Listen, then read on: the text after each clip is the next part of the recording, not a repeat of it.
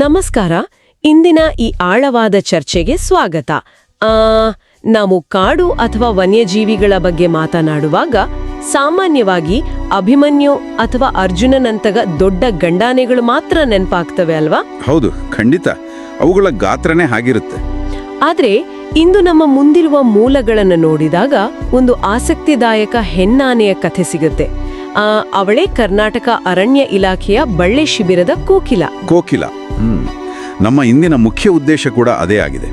Elephant task force ಅಂದ್ರೆ ಕೇವಲ ಬಲ ಪ್ರದರ್ಶನ ಮಾಡುವ ಗಂಡಾನೆಗಳು ಮಾತ್ರವಲ್ಲ, ಕೋಕಿಲಳಂತಹ ಶಿಸ್ತಿನ ಹೆಣ್ಣಾನೆಗಳು ಕೂಡ ಕಾರ್ಯಾಚರಣೆಗಳಲ್ಲಿ ಎಷ್ಟು ಮುಖ್ಯ ಅಂತ ಅರ್ಥ ಮಾಡಿಕೊಳ್ಳೋದು. ಹೌದು, ಈಕೆ ಇತಿಹಾಸ ನೋಡಿದ್ರೆ ನಿಜಕ್ಕೂ ಆಶ್ಚರ್ಯ ಆಗತ್ತೆ.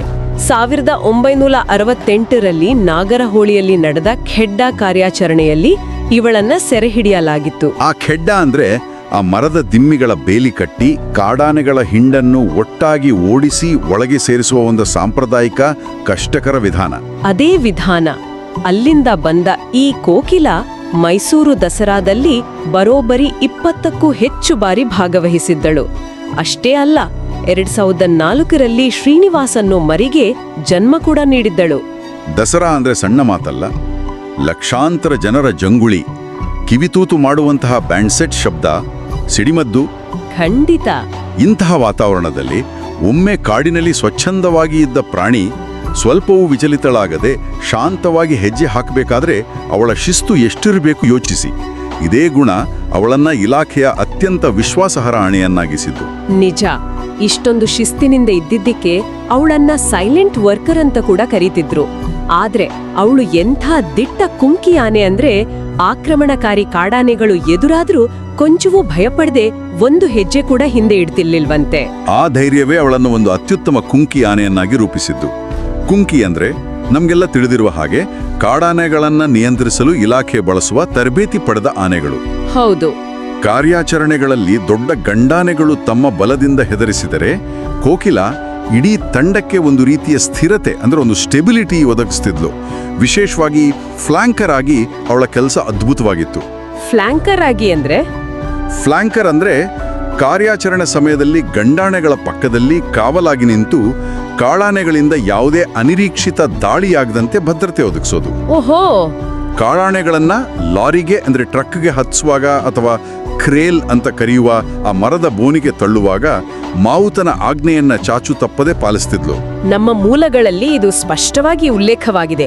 ಹಾಸನ ಮತ್ತೆ ಸಕಲೇಶಪುರದ ಕಾಫಿ ತೋಟಗಳಲ್ಲಿ ಮಾನವ ಆನೆ ಸಂಘರ್ಷ ಆದಾಗ ಅವಳ ಪಾತ್ರ ತುಂಬಾ ಮುಖ್ಯವಾಗಿತ್ತು ಅಲ್ವಾ? ಹೌದು. ಅಲ್ಲಿನ ಭೌಗೋಳಿಕ ಪರಿಸ್ಥಿತಿಯಲ್ಲಿ ಕಾರ್ಯಾಚರಣೆ ಮಾಡೋದು ತುಂಬಾ ಕಷ್ಟ. ಕಿರಿದಾದ ಜಾಗದಲ್ಲಿ ದೊಡ್ಡ ಗಂಡಾನೆಗಳು ಓಡಾಡೋದು ಕಷ್ಟ ಆಗುತ್ತೆ.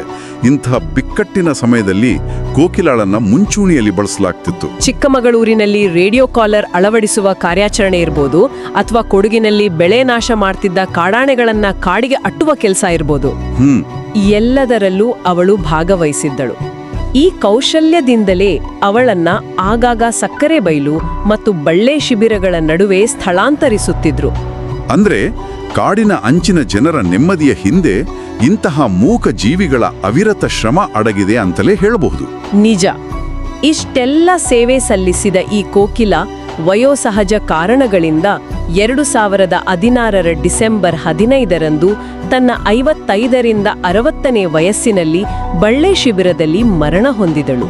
ಅವಳ ಈ ಇಡೀ ಪ್ರಯಾಣವನ್ನ ಒಮ್ಮೆ ಹಿಂತಿರುಗಿ ನೋಡಿದ್ರೆ ಒಂದು ದೊಡ್ಡ ವಿಸ್ಮಯ ಕಾಡುತ್ತದೆ. ಎಂತಹ ವಿಸ್ಮಯ! 1968ರಲ್ಲಿ ಸ್ವತಂತ್ರವಾಗಿ ಕಾಡಿನಲ್ಲಿ ಅಲೆಯುತ್ತಿದ್ದ ಪ್ರಾಣಿಯೊಂದು ಸೆರೆ ಸಿಕ್ಕಿತು. ಅದೇ ಆನೆ ಮುಂದೆ ತನ್ನ ಇಡೀ ಜೀವಿತಾವಧಿಯುದ್ದಕ್ಕೂ ಕಾಡಾನೆಗಳು ಮತ್ತು ಮನುಷ್ಯರ ನಡುವಿನ ಸಂಘರ್ಷವನ್ನ ತಪ್ಪಿಸುವ ಶಾಂತಿಯ ಸೇತುವೆಯಾಗಿ ಕಳೆಯಿತು. ಪ್ರಕೃತಿ ಮತ್ತು ಮನುಷ್ಯನ ನಡುವಿನ ಯುದ್ಧವನ್ನ ತಡೆಯಲು ಪ್ರಕೃತಿಯದೇ ಒಂದು ಭಾಗವನ್ನ ಬಳಸುವ ಈ ವಿಧಾನ ಮನುಷ್ಯ ಮತ್ತು ವನ್ಯಜೀವಿಗಳ ನಡುವಿನ ಸಂಕೀರ್ಣ ಸಂಬಂಧದ ಬಗ್ಗೆ ಅದೆಷ್ಟೋ ಪ್ರಶ್ನೆಗಳನ್ನ ಹುಟ್ಟುಹಾಕುತ್ತದೆ. ಈ ವಿಸ್ಮಯದ ಬಗ್ಗೆ ಎಲ್ಲರೂ ಒಮ್ಮೆ ಯೋಚಿಸಲೇಬೇಕು.